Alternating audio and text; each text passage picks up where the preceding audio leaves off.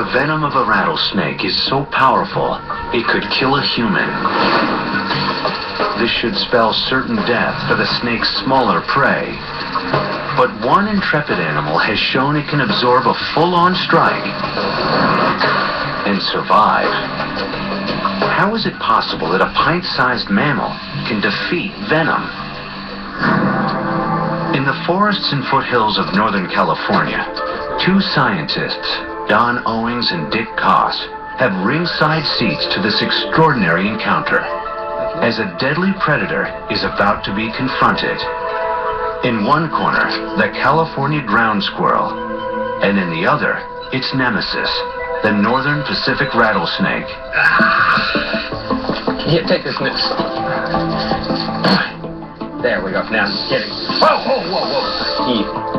Oh, okay.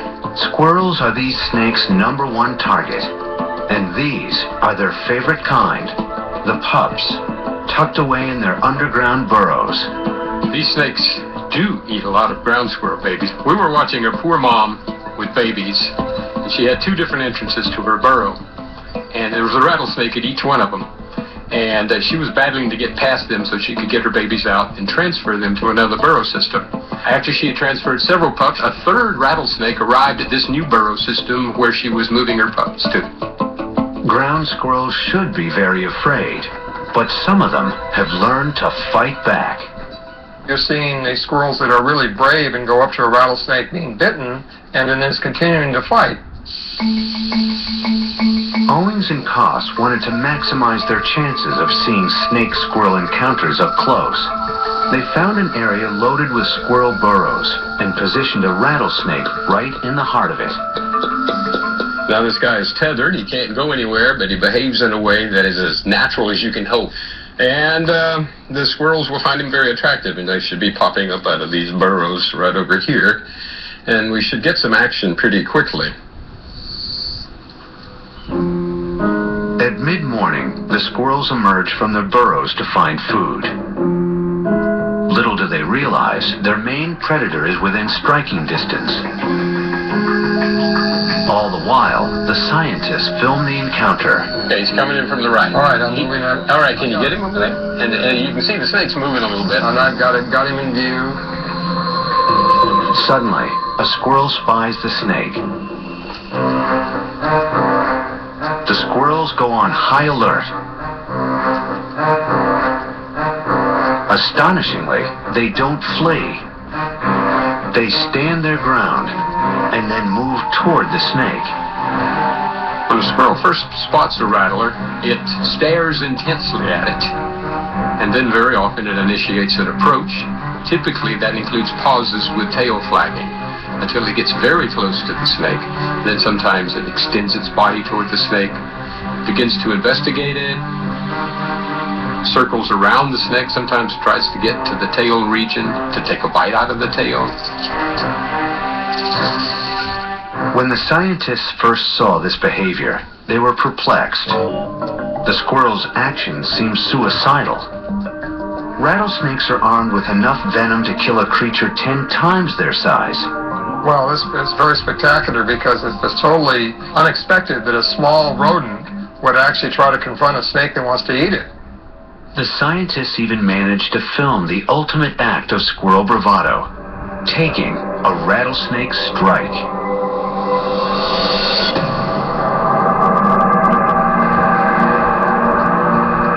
And it's not the first time they've seen this.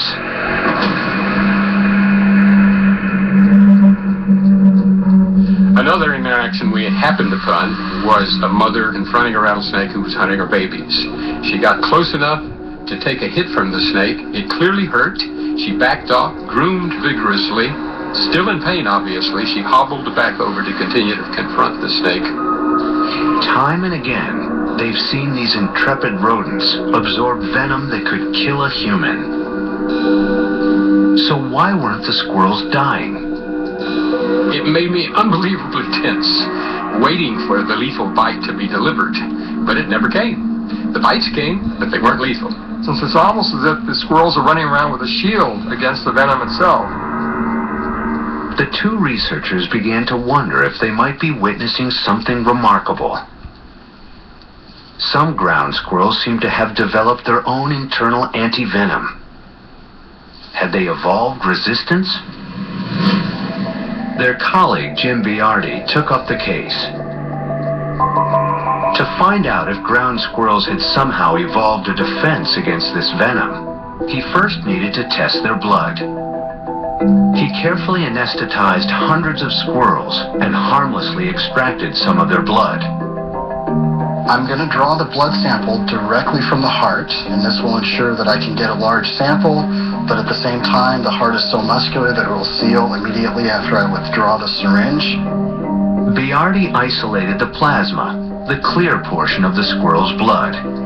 He ran it through a machine to test whether any part of it could withstand a blast of rattler venom. In each one of these wells, I can put a mixture of snake venom and the squirrel blood plasma, and then see how much activity of the venom remains. The color code indicates the level of activity of the venom in the presence of the squirrel blood plasma, with blue being very low activity and red being very high activity. Each of the 6 top squares represents a different part of the squirrel's blood. The red square indicates a portion that offers no resistance to the rattler's venom. But the blue square shows a part that shields the squirrel from its toxic effects, allowing these animals to absorb a full strike and survive.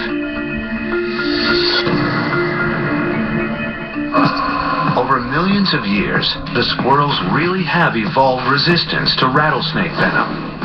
This explains why ground squirrels can be so brazen. If squirrels have found an answer to rattlesnake venom, it might appear useless for the snakes to pursue them.